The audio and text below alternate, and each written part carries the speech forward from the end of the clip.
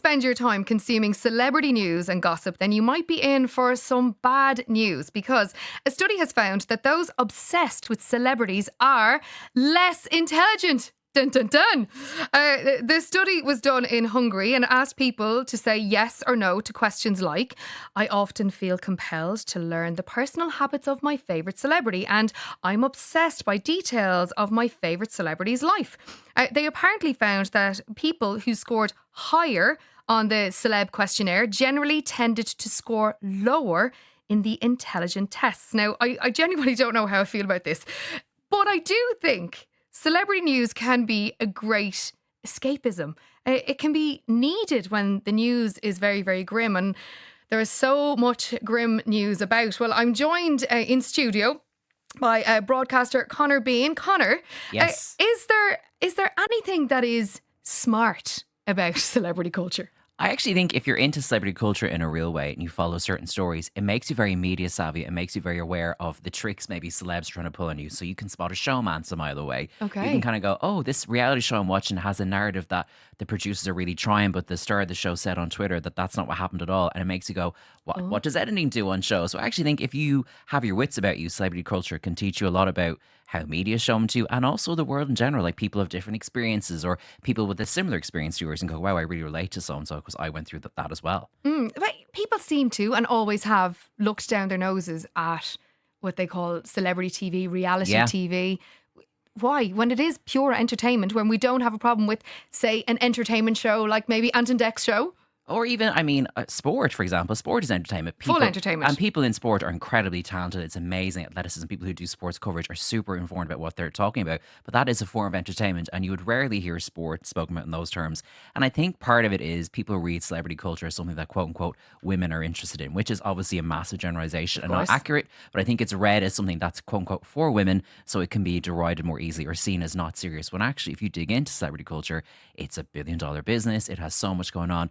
We're having a conversation about labour rights with the strike and the actors at the moment. I mean, it is a topic that you can unfurl as much as you want, or just, as you say, have escapism and have a laugh with it. Well, you said there, it seems that it's a female thing. Yeah. But a lot of young men love Love Island. Of course they do, because a lot of them are basically hoping to be honest. And they're watching lads their age going, I could be the next Love Island contestant. I have an APAC and a will for fame. I could do that as well.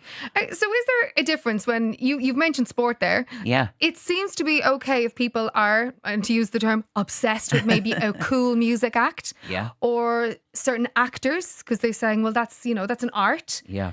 But when it comes to reality TV, it's like, you're an idiot. Well, I suppose there's the argument with reality stars is they're famous for no reason, which I'm like, sure, in theory, but at the end of the day, you've all met that person who goes, me and my friend are gas, we should have a reality show. You think, no, actually, you're not that gas. Like, there's a certain kind of personality that's interesting to watch on television, and that is a skill, but it's a thing some people have or they don't, and that is an interesting thing to watch. And I love to talk about it. I had a podcast called Housewives and Me, all about the Real Housewives. Well, speaking of the Housewives, I never ever watched one episode of the Housewives, and I probably was a bit snobby about it. I said the ultimate housewife was my mother, Maureen Farrell. But when COVID and that whole time we were locked in our houses and it was kind of a dark time in the very early days, I started to watch The Real Housewives and I loved it. And I went to bed a lot less anxious than after I'd watched, the news. Yes, particularly at that time. Yeah. Yeah, so I would have found it definitely helped me. It entertained me. It was lovely to watch during that dark time. And I would have felt it helped me.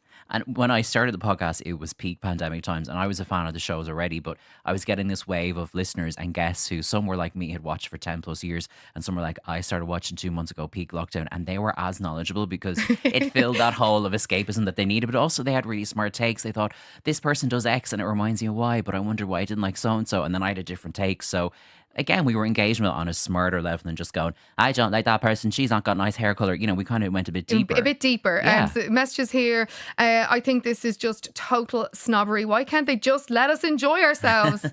You hear so much rubbish talk about people like the Kardashians all the time. They're so vacuous, and so are a lot of people that talk about them. Well, they are incredibly successful. The Kardashians is a funny one because I find them a little bit dull when I watch the show, but I think the phenomenon around them is so interesting. I can't even say the word today. There's a writer called MJ Corey. She runs an account called Kardashian Colloquium on Instagram with a K, obviously. Of course. And she does these really full on in-depth cultural analysis. She's like, this thing that Kim does their business is a kind of this cultural theory where people do blah blah blah, and it's so involved and has sent me down these rabbit holes of reading like almost academic stuff. And I'm like, there's a way you can talk about the Kardashians that isn't just, oh my god, are they this weight now, are they that weight now? You know, with anything you can, it's as much as you want to put into it. Okay. Also joined on the line by entertainment journalist Serena Bellissimo. Good afternoon, Serena.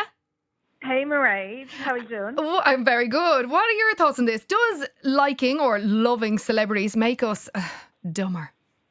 No, do you know what I think is dumb? This study. Because if you read the very last line of this study, it actually says, although our research does not prove that developing a powerful obsession with one's favourite celebrity causes one to score lower on cognitive tests, it suggests that it might be wise to carefully monitor feelings for them. I don't understand. So in that one line, they've just told us this study actually tells us nothing. It's almost like I agree 100% with Connor. It's almost as if, it's something that either teens or, as Connor says, like it's a broad stereotype, but generally, women or teenagers are really into these things, and so they're looked down upon. Yet you see, and I know American culture is very different to Irish culture, but let's have a look at the American sporting culture for a sec. And you see men getting dressed up. Generally men, women are totally into sports, and if we're into sports, that seems to be like, oh yeah, good on you, you're a smarter person. But when the men are the ones who are actually getting dressed up and looking ridiculous and, being as obsessed with sports as other people may be with celebrity culture, that's looked upon okay. That's not derided. Yet, for some reason, anything that predominantly women, I'm not saying men don't, but, predominantly women or teens are attracted to, gets looked down upon. But is it because, and Connor kind of touched on this, is it because, let's say, yes, a sports star who you love, be it Johnny Sexton or whoever, he is so good and so talented and has been so dedicated to the thing that he's excellent at that we are allowed to adore him, but we can't do the same for Maura Higgins because, No, I'm just going to take reality stars out of it for a sec. Not that there's anything wrong with obsessing over reality stars. But you want to talk about then the celebs, like A-listers and A-list singers, artists. Yeah, let's look at Swifties, right? Yes, they are being ridiculed. They are being ridiculed because of their obsession with Taylor Swift. And I think that's ridiculous. I think it's great that, we're all looking for connection these days. And sometimes connection, something as simple as an obsession or a fandom can get you to connect with others, and it takes you far deeper than just obsessing over that personality. I agree. I suppose my mild obsession with Robbie Williams, Mark Owens and the rest of them from Take That in my early teens definitely got me through acne and all sorts of other things. There's a text in here.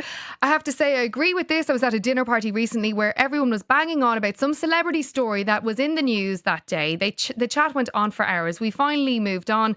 I tried to talk to some of those really talkative people about other things in the news and they were suddenly silent. Turns out that one topic was all they could talk about. It was a long and painful meal. Well, it seems like everybody else at that party though enjoyed themselves. What the story was it wacky? Christine, what happened that day? But it seems everybody else did enjoy that dinner party. So I'm sorry to that listener who got in touch there. Thank you so much to Connor. Thanks for coming in, Connor. And Serena Bellissimo, entertainment journalist, thank you for joining me on the line.